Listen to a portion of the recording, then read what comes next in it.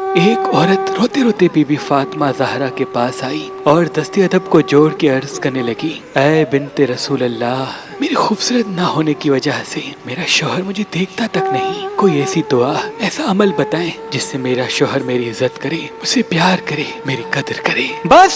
یہ کہنا تھا تو بی بی فاطمہ زہرا سلام اللہ علیہا نے فرمایا، اے عورت، تم رات کو سونے سے پہلے پانی پہ الحمدللہ